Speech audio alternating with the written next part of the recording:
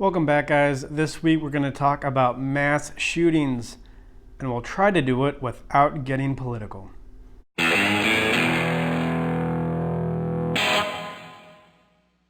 What's the only thing more common than mass shootings in America? It is making mass shootings political. But we're not going to do that today. We're going to try to delve into the psychological causes of what causes mass shootings without getting political at all. Just psychological.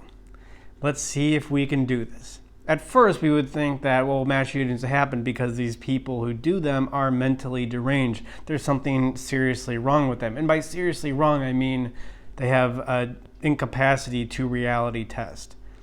And by reality test, I mean if you walk down the street and your pants are around your ankles and you know it's wrong to have your pants around your ankles, that's one thing. But if you walk down the street with your pants around your ankles and somebody asks you why that would be a problem and you can't think of a reason, then that would be the failure of the reality test. But most mass shooters would be able to pass a reality test, so they're not in any advanced aggravated form of schizophrenia. So that's probably not it, as much as I would love to blame all these mass shootings on the failure of the mental health system, particularly the psychiatric hospital system that has been pushing people out into the world, and what that does to communities to have just a fraction of 1% of the people out there with the inability to reality test. I would love to blame it all on that, but again, we're not going to get political, and I don't think that's really at the root anyways. Most of these mass shooters seem to be of a relatively stable frame of mind. So that's probably not it. But I do think that something else is going on. And I think even more, this thing that's going on with the mass shooters is common to such an extent that maybe we'll even be able to relate with it. To describe what I mean, I will talk, just give you some examples. A few stories of what could be going on, maybe to help us relate with what these mass shooters are going through. So imagine that you have a girlfriend and she was supposed to text you at 9:30, but she doesn't text you till 10:05, and you know she's out with friends, and what comes up in your mind between 9:30 and 10:05? Who's she with? Why isn't she texting me? Am I not important enough to her? Is it because I'm too short? Is it because I have a growing bald spot? Is it because I'm not making enough money? Ooh, I saw her at work with this really tall, handsome guy the other day. Is she with him? All these thoughts come to the surface, but they're not thoughts on their own. Of course, they're driven by anxiety. The anxiety takes over our mind and directs our thoughts to the anxiety's own end.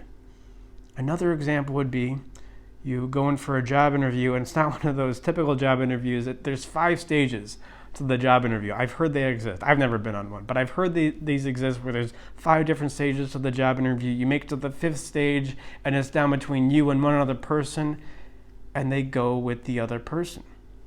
If they just rejected you in the 1st stage, then it may not be something about you. But if you made it to the 5th stage, you're smart enough for the job. You're qualified enough for the job. It must be something about you that they don't like. So your mind, what does it do? It's anxious. It uses your thoughts for its own ends, and it just comes up with reasons. Just fills you with all this self-doubt. Oh yeah, it's just like that time that girl in 7th grade rejected me at the school dance because she could just tell that something was weird about me. Just like this job interview. They could just tell something was weird about me. Another great example. A lot of men, I'm using this because people were talking about this on Twitter this week. A lot of men have a difficult time forgiving their fathers. There's a lot of resentment there. Even if there isn't physical, real forms of physical abuse, maybe there's verbal abuse. Oh, he didn't encourage me. Whenever I wanted to go and do something on my own, he always tried to discourage me from it because he was afraid. He never supported me. He never listened to me. He was never, all these reasons to have resentment for our father, which you're never really going to deal with until what? And you're never going to deal with the rejection from work until what? You're never going to deal with your anxiety about your girlfriend not texting you back at the right time until what? Until you actually talk about it.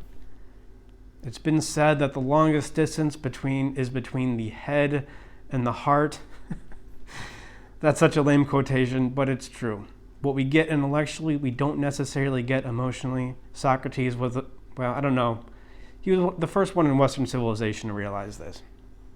But there's another long distance, and that is between the head and your mouth. The way that our issues change, the way that we think about our anxiety, the way that our anxiety affects us, the way that our issues, our resentments about our Father affects us, changes completely as soon as we begin to open our mouths and talk about it. So with the Father, if you have resentment towards him, what do? You open your mouth, and just in the process of opening your mouth, you realize, wait a minute, my issues with my Father maybe weren't even about the resentment. It was more about a disconnected feeling from my Father. You get rejected from that job after, you go through the 5-interview echelon thing, and you say, well, why didn't I get this job? I don't even care about the job anymore. I just want to know why. And they usually give you some innocuous thing that has, believe it or not, nothing to do with that girl rejecting you in 7th grade. But it's not in their response. It's just in you reaching out. And I would encourage you, whenever you get rejected for a job, or whenever you get a paperback that you don't, that's not an A+, always go in and ask why. What's really going on here? And just in the asking, just in clearing up precisely why you didn't get an A+ on that paper, why you didn't get that job, it changes everything. It changes your whole perspective on the issue.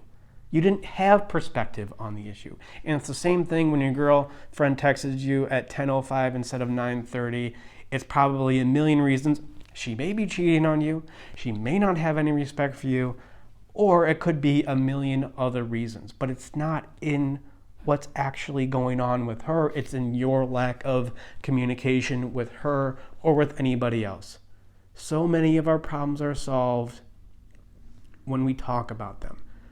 Because what's the opposite of talking about something? That's disconnection, that's fear. And I think that these mass shootings are really, that they can be really helpful. There's a lot of information in them, and it really behooves us now to not get political, because one was on one side of the political spectrum and one was on the other side of the political spectrum. So it's not about that. I mean, of course, we're going to make it about that because that's what we do. But again, I would suggest that that's a sign of the disconnection. Both these people were alone, having these conversations in their own head, like you, before you talk with your girlfriend or the people at the job interview or your father, these conversations in our head that are necessarily disconnected from reality, that necessarily lack perspective because they happen in our own head or on 8chan or in your internet manifesto, which is effectively you're not actually talking with somebody. There aren't faces there actually listening to you talk. So effectively,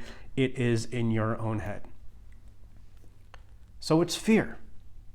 Right? That's what mass shootings come down to. If we can rule out any sort of aggravated form of bipolar disorder, schizophrenia, reality test failure, it's fear. Disconnection that comes with fear, and the fear that causes even more disconnection.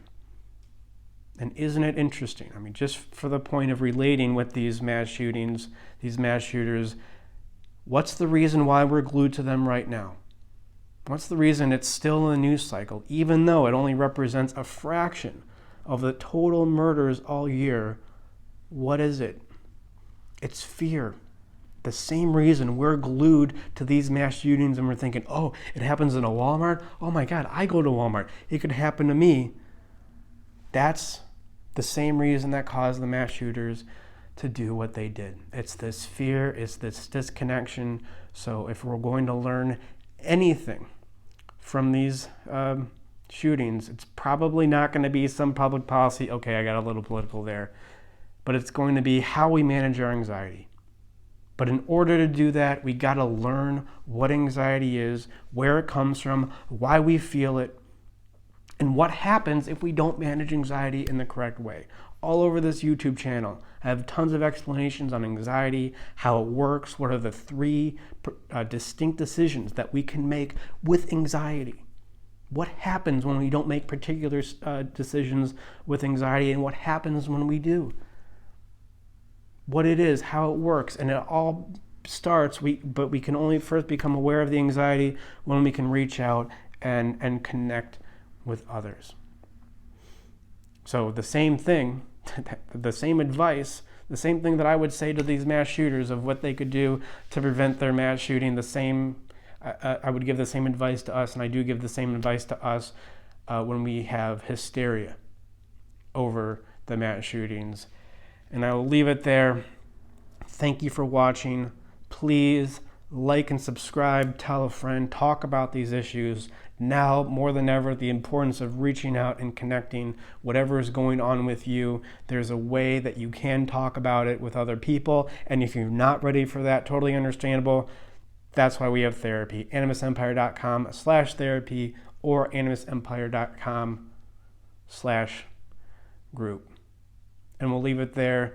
Thank you guys for watching. Again, like and subscribe, and always remember that when it comes to understanding what goes on with these mass shootings, a great first step in doing that is to look at yourself.